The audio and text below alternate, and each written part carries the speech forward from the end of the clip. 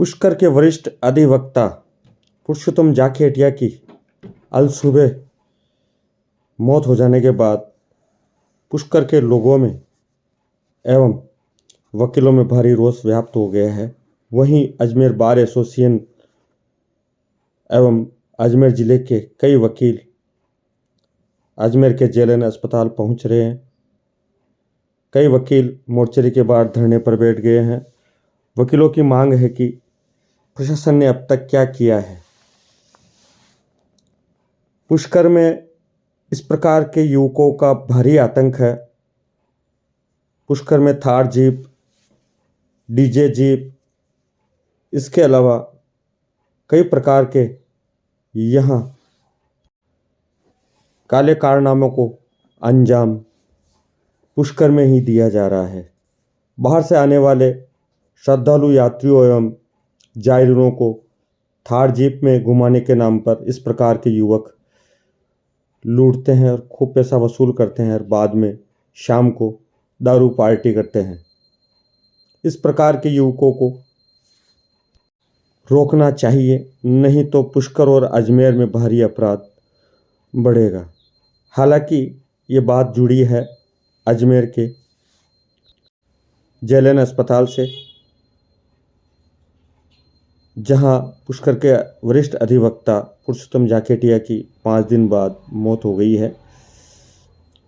नेरलिया road पर DJ पर रात्रि 1:30-2 बजे नाच रहे युवकों को रोकने के लिए वकील आग्रह करने गए थे, जिस पर कई युवकों ने उन पर हमला कर दिया।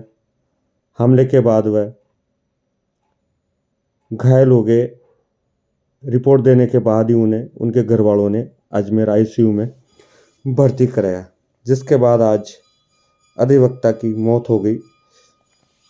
मौत होने के बाद पुष्कर में शोक की लहर व्याप्त है। सभी लोग सहमे हुए हैं।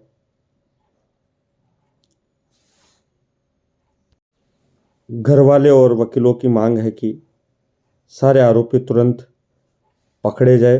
अब तक जिला प्रशासन ने क्या किया? हालांकि पुष्कर थानाधिकारी की कार्रवाई को देखते हुए अब तक 9 आरोपी इस मामले में पकड़े जा चुके हैं। लेकिन अब देखना यह है कि इस प्रकार के युवक पुष्कर में आए दिन धूम मचाते हैं। लोगों का एवं यात्रियों का जीना दुभर कर रखा है और कई बार मीडिया में थार जीपों का स्टंट आ चुका है। इसके बावजूद कोई ठोस कार्रवाई इनके खिलाफ नहीं होती है, क्योंकि पुलिस पर भी राजनीतिक दबाव रहता है। प्रशासन इसके लिए खुलकर कार्रवाई नहीं कर सकता है, कि जिसके कारण ये छोटे छोटे युवक आज इतनी हिम्मत कर गए कि एक वकील की इन्होंने जान ले ली। वकीलों में एवं परिवार वालों में आक्रोश बढ़ना लाजमी है, क्योंकि पुष्कर में अब कोई अपराध की सीमा नहीं रही है। बजरी माफिया, खनन माफिया पुष्कर के पहाड़ों को खोदकर बेचा जा रहा है। कोई रोकने वाला नहीं है। अगर रोका जाता है तो भारी दबाव पुलिस पर और वन विभाग पर आता है। दिनेश पाराशर, पुष्कर।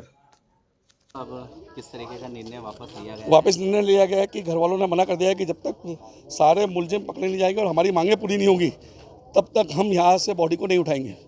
जांच होनी चाहिए कि पुलिस प्रशासन ने 10 दिन में क्या किया, क्या कार्रवाई की, मुलजिमों को पकड़ने के क्या प्रयास किए।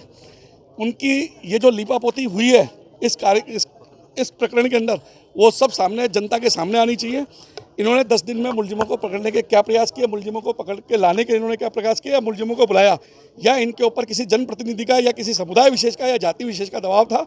इस दबाव के कारण ये मुलजिमों को नहीं पकड़ रहे थे। बड़ा दुखद विषय यह है कि जैसे ही इनको ये पता लगा कि वकील साहब की डेथ हो गई है, इन्होंने सारे मुलजिमों को पकड़ लिया और मुलजिम को पकड़ने के बाद आप ये बोल रहे हैं, बड़ी अपनी बहादुरी और शय दिखा रहे हैं कि हमने मुलजिमों को पकड़कर और हम कोर्ट में पेश कर रहे हैं। तो ये अपने आप में एक हमारे शहर वालों के लिए और सबके लिए एक बड़ा दुखद विषय है ये कि पुलिस मुलजिमों को श्रेय देती है। 10 दिन हो गए, 10 दिन में पुलिस ने आज तक वकील साहब के घर के बाहर जो ठेका चल रहा है उसको बंद नहीं कराया।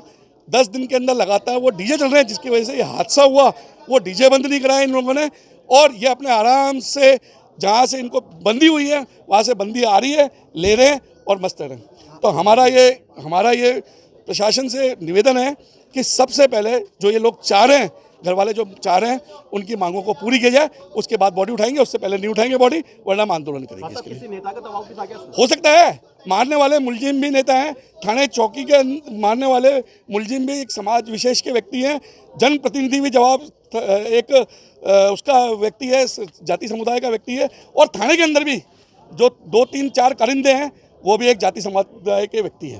तो ऐसा प्रतीत होता है कि इन सबकी मिलीभगत है, और इन सबको ये मालूम था कि मुलजिम परिवादी जैसे ही वकील साहब की डेथ होगी हम मुलजिम को पकड़ेंगे और उनको यहाँ पे कोर्ट में या कहीं पर भी सरेंडर कर देंगे, जिससे कि जन आंदोलन नहीं हो। आगे की रणनीति क्या रहेगी? आगे की रणनीति है हमारी कि हम पूरे बार एसोसिएशन, जिला बार एसोसिएशन और राजस्थान के बार एसोसिएशन को हमने इस बारे के अंदर अवगत करा दिया है, और अब आगे की रणनीति के लिए हमने 1 बजे जनरल हाउस रखा है। वो जनरल हाउस के बाद हम पूरा तय करेंगे क्या करना है क्या नहीं करना है, जब तक बॉडी नहीं उठाएंगे। आपकी नाराजगी है, घर पे पेश कर रहे हैं।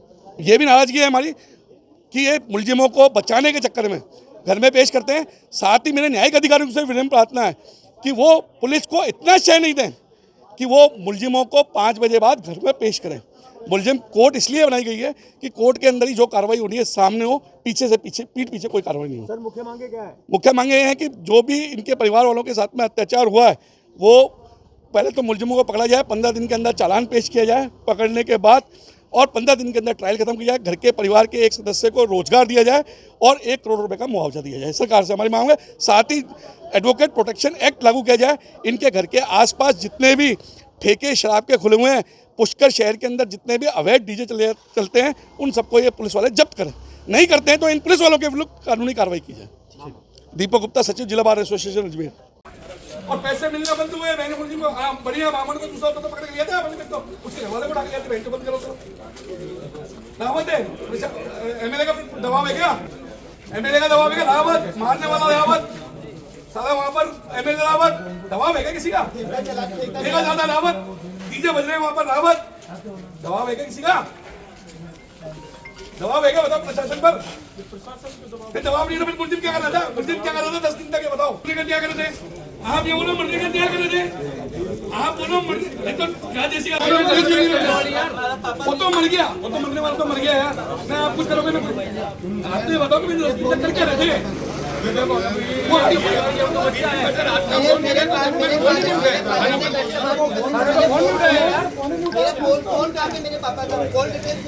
पैसा नहीं जब्त नहीं हुआ बाहर तक, मैं पूरा वीडियो बना रहा हूं। फोन नहीं उठाया, उसके बाद मेरे पापा बाहर निकले और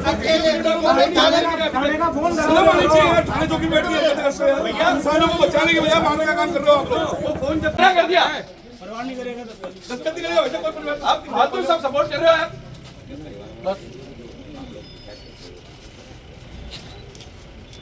वैसे वो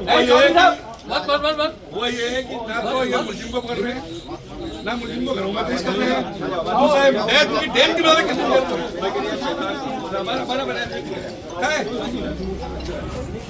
अरे भाई एक शैतान हुआ है, एक सतेंद्र और कौन सा बाकी रहा है? कौन है वो? कब आया? कब वहां गया इसमें?